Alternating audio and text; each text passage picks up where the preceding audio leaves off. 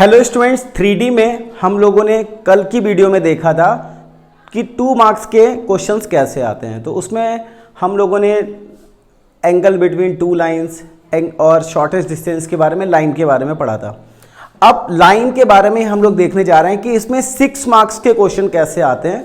ये 2016 में आ चुका है और अभी आप देखो मैं प्लेन नहीं टच कर रहा हूँ, अभी मैं सिर्फ आपको लाइन बता रहा हूँ, ठीक है। और 6 मार्क्स वाले क्वेश्चंस अगर आप और करना चाहते हो तो आप मिसलेनियस एक्सरसाइज में क्वेश्चन नंबर 7 से लेकर के लास्ट के क्वेश्चन सभी लगा लो, ठीक है। अब यहां पर लाइन के बारे में देखो, find the vector and Cartesian equation of line passing through the point 1, 2, -4 and perpendicular to the these lines. मतलब ये जो 2 लाइनें दे रखी हैं इसके परपेंडिकुलर है और इसके पास हो रहा है, ठीक है। तो इक्वेशन ऑफ जब लाइन आप निकालोगे, देखो आप ध्यान से समझना, इक्वेशन ऑफ लाइन आप जब निकालोगे तो कार्टेशियन में अगर मैं लिखने की कोशिश करूं तो क्या होती है, x minus x1 upon a, y minus y1 upon b और z minus z1 upon c। ये होती है हमारी लाइन। तो जिससे पास होते हैं, ठीक है, पास किससे हो रहा है, 1, 2 और -4 से, ठीक है।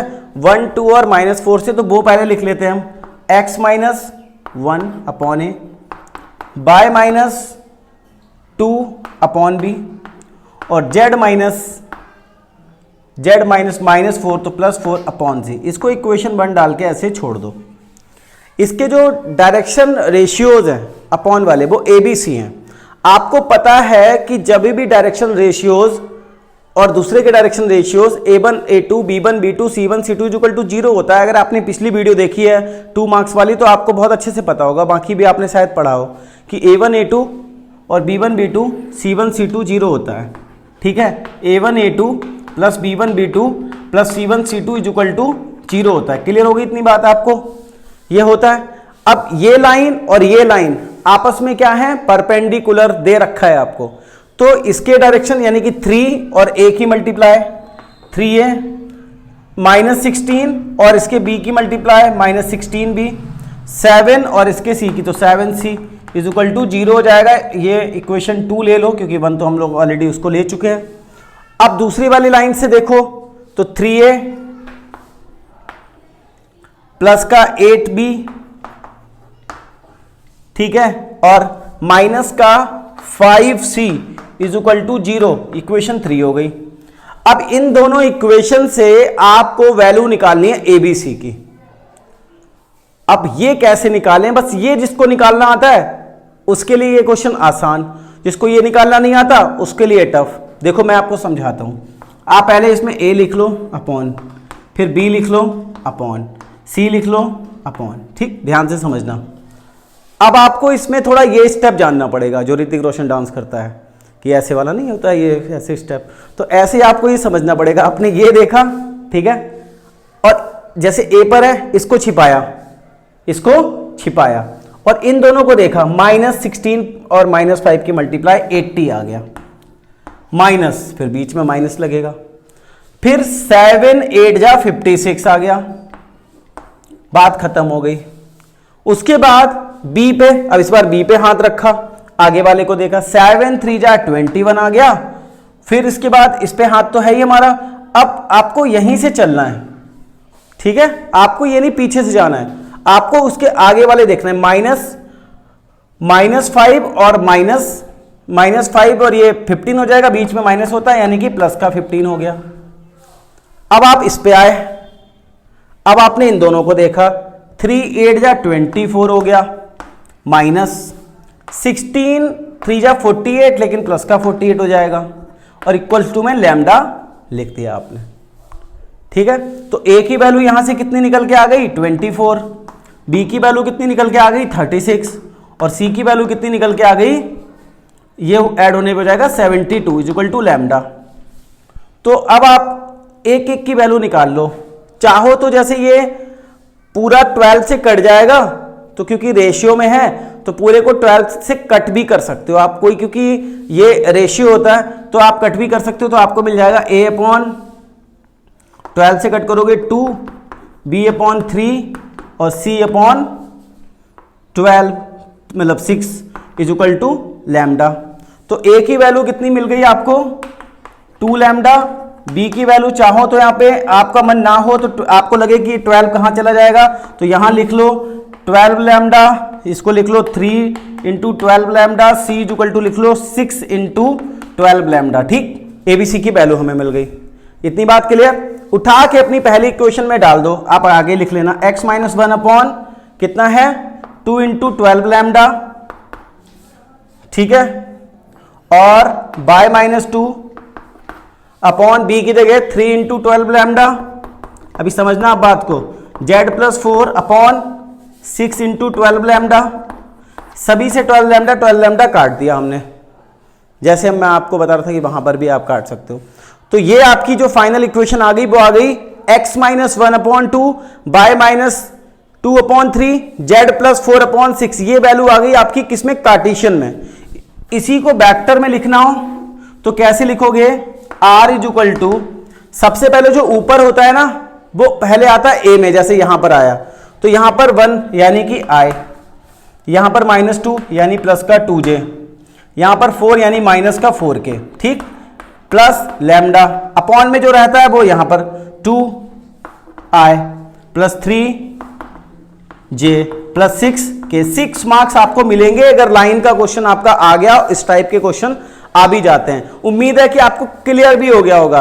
आपको बस ध्यान रखना है कि परपेंडिकुलर दिया तो हमने परपेंडिकुलर की कंडीशन लगाई, फिर यहां पर वो क्रॉस मल्टीप्लिकेशन भाई मैंने आपको जो सिखाया था उसके बाद सब सॉल्व करा, एबीसी की वैल्यू डाली और आपका आंसर आ गया। अब इस वीडियो में हम लोग लाइन के ही 6 मार्क्स के और क्वेश्चंस देखेंगे जो लॉन्ग क्वेश्चंस हैं, प्लेन मैं उसके बाद आपको करवाऊंगा। अब स्टूडेंट्स आप देखो, एक तो मैंने क्वेश्चन आपको करा दिया जिसमें परपेंडिकुलर, और मैं भी क्वेश्चंस ढूंढ रहा था प्रीवियस ईयर वाले क्वेश्चंस में, तो मुझे बहुत सारे क्वेश्चंस वैसे ही मिले, ये थोड़ा सा अलग मिला जो कि 2011 में पूछा गया था, तो मैंने कहा ये फुट ऑफ परपेंडिकुलर वाला भी करा दूं। और इसकी बात ये कि आपके एनसीईआरटी में भी नहीं है और पूछा भी कई बार जाता है। मींस फुट ऑफ परपेंडिकुलर आप ये समझ लो हर दूसरे तीसरे साल पेपर में आपके आता है, आप भी पेपर उठाकर देख लेना, फुट ऑफ परपेंडिकुलर आपको खूब मिलेगा।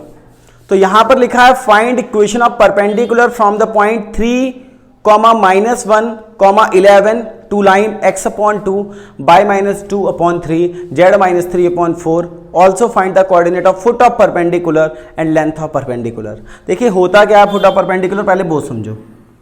ये एक लाइन बनाई मैंने, इसके ऊपर एक फुट ऑफ परपेंडिकुलर डाल दिया 90 डिग्री का, ठीक है। यहां पर ये जो पॉइंट दे रखा है आपको वो दे रखा है 3, -1, 11, ठीक है, 3, -1, 11। उसके बाद ये दे रखी है line x upon 2 by -2 upon 3 और z -3 अपॉन 4। तो अगर मुझे ये वाला कोऑर्डिनेट निकालना हो जो कि इस लाइन पर लाई कर रहा है, ये वाला कोऑर्डिनेट, इसके मैं कुछ नाम दे देता हूं कि चलो ये लाइन मैंने ए भी दे दी, इस किसी के नाम दे तो नहीं रखे हैं, नहीं दे रखे हैं, तो मैंने इसको नाम दे दिया सी और इसको नाम मैंने दे दिया डी।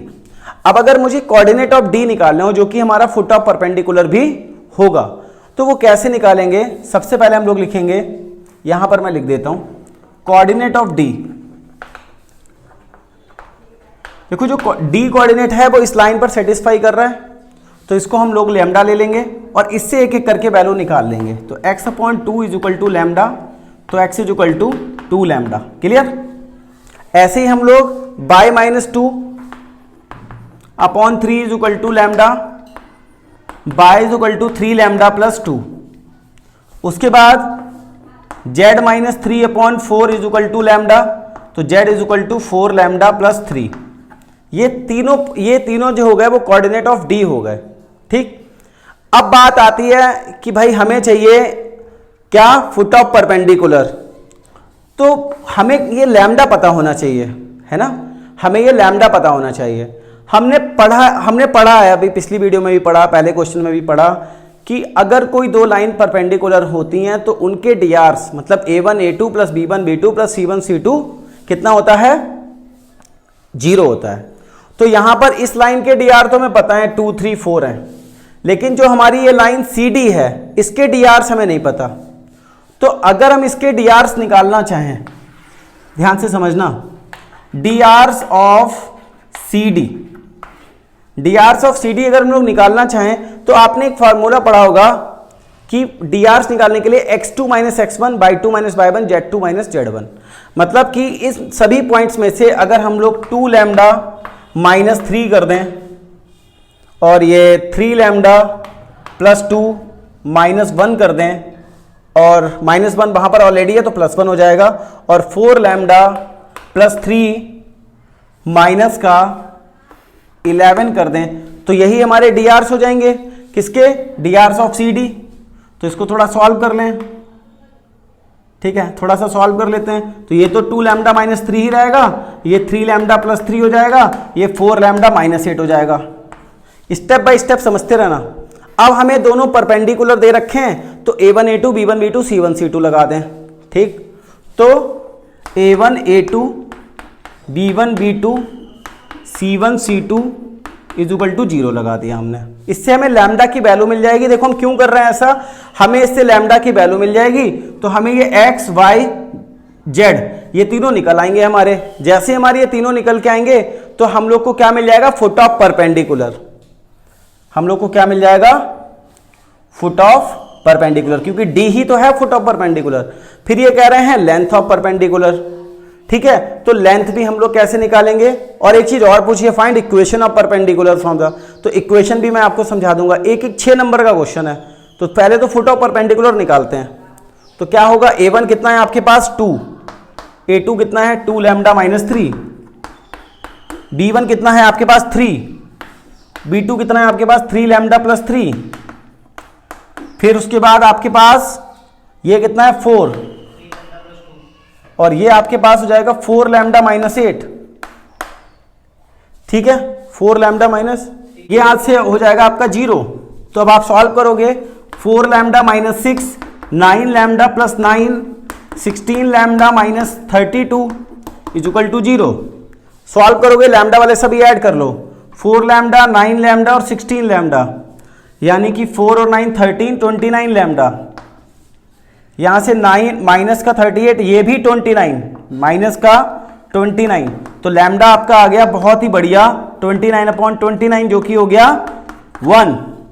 कंफ्यूज मत होना, फिर से समझ लो कि क्या बात है इसमें। सबसे पहले हमने इसका डी कोऑर्डिनेट निकाले, डी कोऑर्डिनेट निकालने के बाद हमने CD के जो dRs थे वो निकाले, फिर हमने अपना रूल लगाया कि परपेंडिकुलर होते हैं तो A1 A2 B1 B2 C1 C2 equal to 0 होता है। तो उसकी हेल्प से हमने लैम्डा 1 निकाल लिया।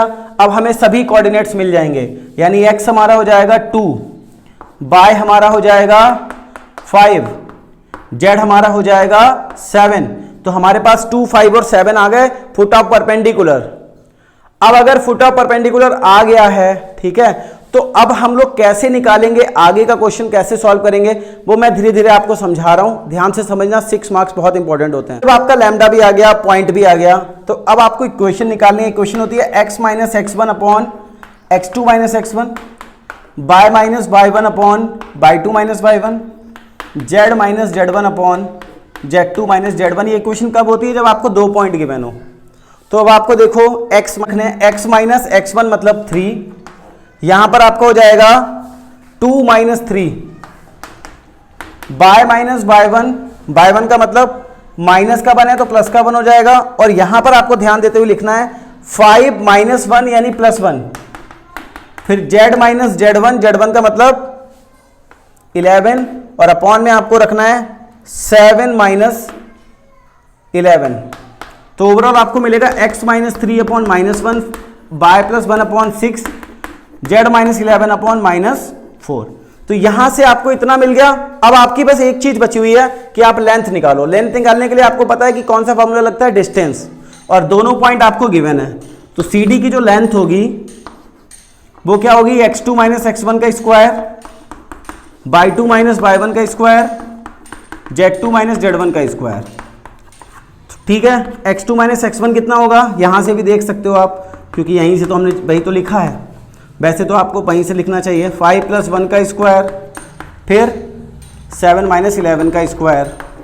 तो ओवरऑल जब आप सॉल्व करोगे तो यहाँ पे माइनस 1 1 मिलेगा, 6 का 36 मिलेगा और 4 का 16 मिलेगा। ओवरऑल हो जाएगा √53।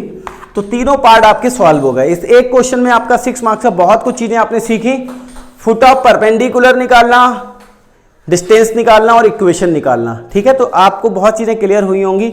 इसी क्वेश्चन में कभी कभी बढ़ जाता है इमेज निकालो, तो सेम प्रोसेस करने के बाद एक फार्मूला और इमेज के लिए और बढ़ जाता है x1 + x2/2। ये फार्मूला लगा के आप इमेज निकाल सकते हो। अगर आपको कोई डाउट है, कुछ भी है, और चीज़ें मैं पढ़ाता रहूँगा आपको, बट आपसे बस यही रिक्वेस्ट है कि आप बिना माइंड अपना डाइवर्ट करे हुए पढ़ते रहो। 50% लोग अभी भी ऐसे हैं जो चैनल को बिना सब्सक्राइब करे हुए देख रहे हैं। सोचो कि अगर उन 50% ने कर दिया तो शायद 2 ही 3 दिन में मेरे 10,000 सब्सक्राइबर्स पूरे हो जाएंगे। तो आप भी चेक कर लो, अगर आपने सब्सक्राइब नहीं कर रखा है तो सब्सक्राइब कर लो। बाकी मैं आपकी जो भी पॉसिबल हेल्प होगी वो करता रहूँगा।